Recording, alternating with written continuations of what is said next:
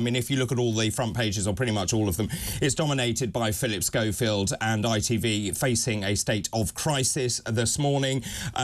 Overnight, lots of revelations have happened.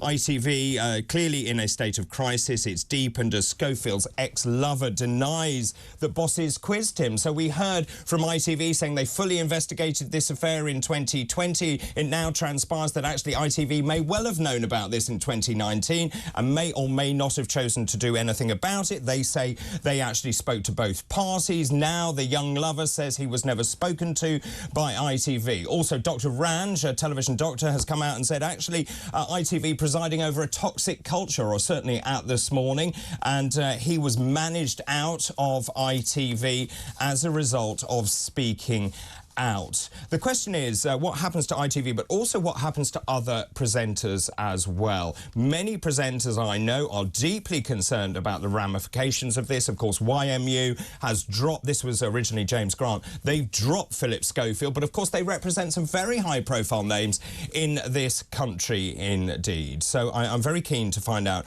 what presenters around this country will be thinking. Of course, they will be intricately related to ITV, and of course that means their brand, their own brand, could well be damaged by what is going on at ITV. Well, I'm delighted to say, joining me now, Professor Jonathan Shalit, OBE, founder and talent manager at Intertalent Rights Group. Good morning, Jonathan. Good morning, David.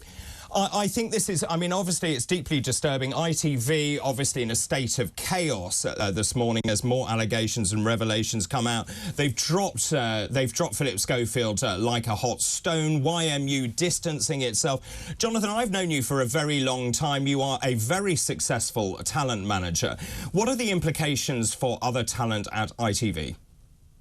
I'll answer that question very quickly in a minute, but I just want to say I'm not sure ITV are in crisis. Yes, there's a crisis over one show. ITV continues as normal, and the fantastic programmes this weekend I'm looking forward to in the weeks of great programmes on ITV. So the issues of this morning are clearly known by everybody, but I think this is a bank holiday weekend crisis where the press go completely nuts and get very excited about a story until normal business resumes on Tuesday. I think the word crisis is in the context of a bank holiday without lots of news. Please ask your question again, David. Yeah, I mean, can I just pick you up on that? I mean, obviously, this morning is going ahead this morning, and people will be watching that. I think just in terms of how this progresses, as you know, ITV is based on advertising revenue. We've already seen one advertiser pulling out of ITV. The question is what happens to the markets in the morning. Don't you think that will be relevant? I think absolutely. Tomorrow morning, the stock market, so Tuesday, the stock market opens and the share price for ITV will do what it will do. And then, of course, if it drops, there'll be considerable important conversations during the day. And equally, the advertising brands, if they didn't advertise, that'd be very serious. The good thing for ITV is the major advertising brands are represented by only a handful of media buying companies. So it's very easy for ITV to gauge what the advertisers think.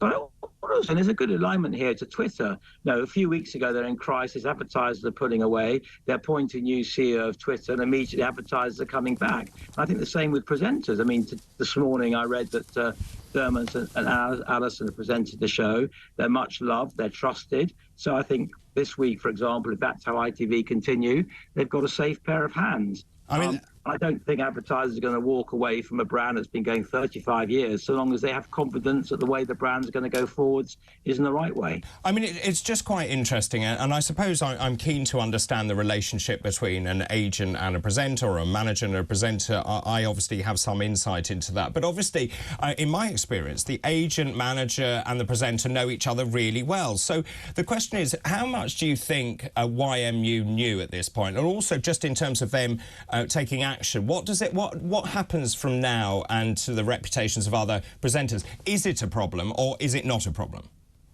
I don't think the reputation of other presenters comes into question. Of course, if another presenter colluded with the cover-up or the story being dishonestly told, then that's a very serious matter. But I don't think other presenters will have their reputations tarnished. And many broadcasters have controversial presenters on their channel because that's what makes it a channel interesting to the viewer at home. And you don't get tarnished as a presenter by another presenter. You get tarnished by your own actions. And ITV is a very respectable, highly regarded network. So anybody who works for ITV, like talkTV, can be very proud of the network they work for. Absolutely. And just in terms of Holly, now clearly she came out and she was on the front foot issuing that statement. I mean, how much in terms of crisis management can you do? What advice would you be giving to a client like Holly if you were in that position? How do they take control of that narrative, or is it just now because of the news cycle? And you rightly say that the news cycle and the newspapers are obsessed with this story. The question is, how do you take control of that? I think Holly's made a statement sensibly. I think sensibly she's overseas this week having a holiday with her family. At the moment, there's nothing to show that Holly did anything wrong. I think it's very easy to cast aspersions on people and accuse them of things, but and that in itself becomes bullying. Holly hasn't done anything wrong yet. She's been very clear that she didn't know she was lied to, and if that's the case, then she shouldn't be blamed. Now, if someone proves differently, that's another conversation, but I take Holly at her word. She said she didn't know she was lied to, and I believe that, because Holly said to Phillip Schofield, tell me, is this the truth? He's not going to say, yes, it is, because if she's a family woman with children of her own, I'm sure she would have walked. So I believe what Holly has to say, and until proven otherwise, I think it's only reasonable other people believe her as well. And just in terms of Phillip Schofield, I mean, obviously he's been on our screens for many, many years. I obviously joined the BBC. He was there with Gordon the Gopher back in the day. He has had a remarkable career. Do you think there is any way he can recover from this? Well, I'd never say never, because we all know that people do come back, and there's always a broadcaster somewhere who will take someone at some point. But what he did in this day and age of inappropriate relationship in the workplace, for example, albeit when I read about it, it sounds very questionable if it's right. The guy last week, the chairman of Tesco, had to step down because of accusations. I think it's accepted. You don't have inappropriate relationships in the workplace with anybody, and if you're in a position of power, you certainly don't have a relationship with someone who's under half your age and younger than your children. That just on every level is wrong. Being gay is not part of the story. It could be a heterosexual relationship. It's wrong, inappropriate, and fireable. It should be fireable. If someone in power has a relationship with the workplace with someone they have authority over and is far younger than them, and that's the issue, and that's why he's gone. And I think, and rightly so. Jonathan, very good to talk to you. Thank you very much indeed. Professor Jonathan Shalit, OBE, founder and talent manager at Intertalent Rights Group. He makes a really good point, doesn't he? It's that position of authority, isn't it? I mean, and it doesn't matter if it's a gay relationship, a straight relationship. It really doesn't matter. There is an age differential. Again, I don't think that's a major issue. For me, it's this position of responsibility, and that's where the lines get really blurred. And it's sort of, that programme is built on honesty, isn't it? Like when Fern Britton was on it and she didn't talk about her gastric band and that sort of thing. She sort of lost the support of some of the viewers. Phillip coming out that time was like the ultimate This Morning moment, wasn't it? Because he was taking the viewers through this part of his life. The reasons why he decided to come out are up for debate.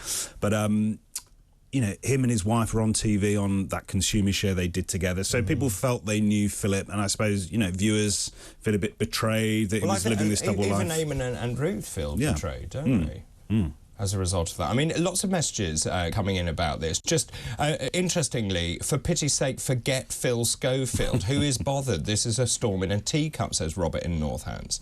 Why are the papers obsessed with this? I guess it's the drama, isn't it? It's sort of Shakespearean, isn't it? This is one of the highest paid, most famous people in Britain, who's not a politician, and sort of reduced. I mean, I don't see him working again. I mean, Jonathan was suggesting just then he could perhaps go somewhere, but I'm not sure. I can't imagine who would employ him. Obviously he's associated with an advertising brand as well. I can't see that being renewed given the controversy that's raging. I mean, he lost some of these deals months ago when there was talk of bullying and this sort of thing. So and the Q-Gate thing, obviously last year, I think he lost. So that's really interesting, because this couple could do no wrong in the public's eye, and I wonder whether that jumping the queue was the catalyst. Yes, and they never really addressed it on the programme, did they? They sort of said, well, we were there as journalists. It was just so horrifically awkward. Again, they broke that link with the viewers, that trust thing, and that was sort of the beginning of the end, really, as a TV couple, and that's probably what annoyed Holly, I guess. I guess so. And the question, I still maintain, the question is what happens to Holly from here and whether she can survive. And I assume it's down to those powers that be at ITV, whether they believe they can stand by her, really.